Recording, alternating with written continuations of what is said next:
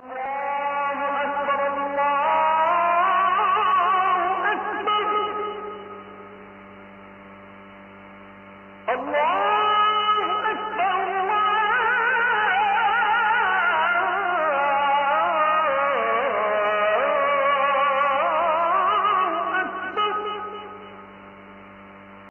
দিন হয়ে গেল, এখনো তার খুনির কোনো হদিস পাওয়া গেল না, তাকে গ্রেফতার করা হলো না।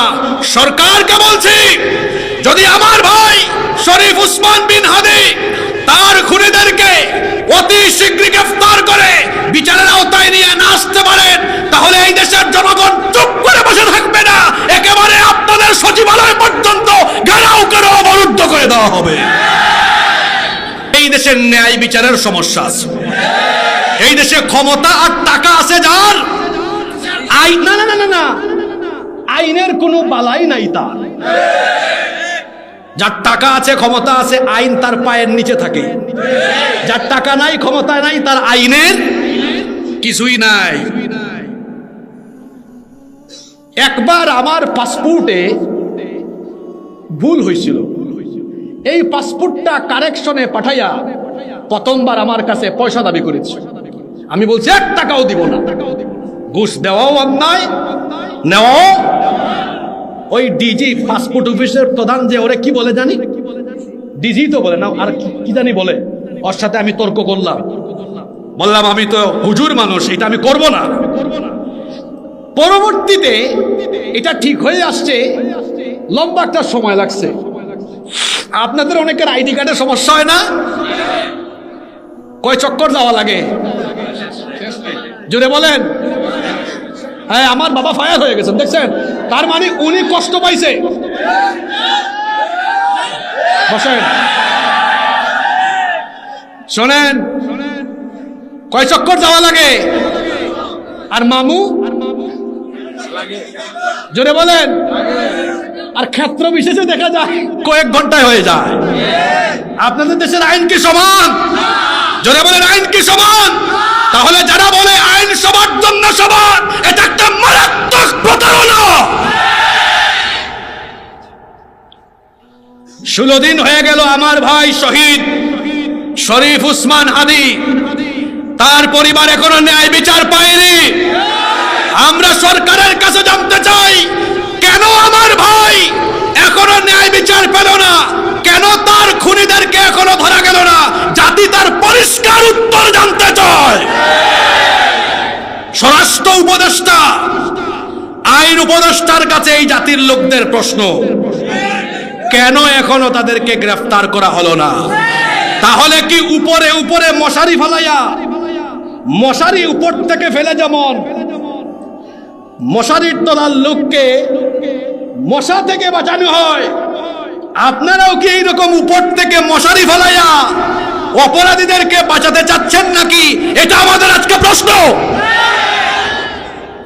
অপরাধী কোথায় গেল? কেন তাকে ধরা হলো না? আমার ভাই শরীফ উসমান মরে গিয়েও অমর, বেঁচে আছে, এখনো বেঁচে আছে। মরে গিয়েও এখনো বেঁচে আছে। কোথায়? আমাদের হৃদয়ে বেঁচে আছে। ঠিক না বেঠিক? আর যারা আল্লাহর পথে জীবন দেয়, তারা কি কখনো মরে? আল্লাহর পথে যারা জীবন দিল, তাদেরকে মৃত বলো না। কোরআনের পথে যারা শহীদ হলো, তাদেরকে মৃত বলো না। ন্যায়ের পথে যারা জীবন দিল, তাদেরকে মৃত বলো না। অন্যায় আর মিথ্যার সাথে আপোষ করে নি তারা কোনো মতে। লাল তাজা খুন ঢেলে দিয়ে গেছে এই নগরীর বহু রাজপথে। মৃত্যু তাদের কাছে নয় তো মৃত্যু আরেক নাম নবজীবনের। হে খোদা, মৃত্যুর বাসনা, হে খোদা মৃত্যুর এই কামনা, দাও অন্তরে সব মুমিনের, তাদেরকে মৃত বলো না। ন্যায়ের পথে যারা জীবন দিল, তাদেরকে মৃত বলো না। ইনসাফের পথে যারা শহীদ হলো, তাদেরকে মৃত বলো না।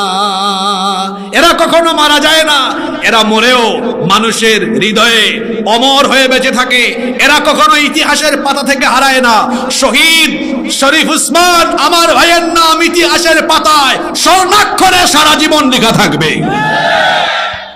অথর্ব উপদেষ্টা বলে শহীদ শরীফ উসমানের হত্যাকারীকে ধরিয়ে দিতে পারলে 50 লক্ষ টাকা পুরস্কার দেওয়া হবে। আচ্ছা, অপরাধী যদি আমরাই ধরে দেই, তাহলে এনএসআই, ডিবি, ডিজিএফআই এদের কামটা কি? পুলিশের কাজটা কি? আমাদের পয়সায় বেতন খেয়ে, আমাদের পয়সায় রেশন ভোগ করে যদি আমাদেরকে নিরাপত্তা দিতে না পারেন, ওই জায়গায় থাকার আপনাদের কোনো যোগ্যতা নাই। বিজিবি সীমান্তে কি চৌকিদারি করে? শুনলাম পাশের দেশে অনেকে চলে যায়। কি করেন ওখানে আপনারা? এদেশে আইন শৃঙ্খলা বাহিনী রাষ্ট্র তাদেরকে নিয়োজিত করেছে জননিরাপত্তার জন্য। আজকে আমরা কি দেখতে পাচ্ছি? জননিরাপত্তা বিঘ্নিত হচ্ছে, জননিরাপত্তা বিঘ্নিত হচ্ছে। আমার ভাই শরীফ উসমান 15-16 দিন হয়ে গেল, এখনো তার খুনির কোনো হদিস পাওয়া গেল না, তাকে গ্রেফতার করা হলো না। সরকারকে বলছি, যদি আমার ভাই শরীফ উসমান বিন হাদি তার খুনিদেরকে অতি শীঘ্রই গ্রেফতার করে বিচারের আওতায় নিয়ে না আসতে পারেন, তাহলে এই দেশের জনগণ চুপ করে বসে থাকবে না, একেবারে আপনাদের সচিবালয় পর্যন্ত ঘেরাও করে অবরুদ্ধ করে দেওয়া হবে। আর ইন্ডিয়ান যত লেসপেন্সার, ভারতীয় সেবাদাস, ভারতের পা চাটা যত গুলামেরা, তারা যদি মনে করে যে উসমানের মতো বিপ্লবী কণ্ঠস্বরগুলোকে তারা থামিয়ে দিবে, এই দেশে তাদের এজেন্ডা আবার পুনঃবাস্তবায়নের প্রচেষ্টা তারা চালাবে, তো আমরা বলবো, ভাই তোমাদের এই স্বপ্ন দেখতে দেখতে স্বপ্ন দুষ হয়ে তোমাদের স্বপ্ন দুঃস্বপ্নে পরিণত হয়ে যাবে।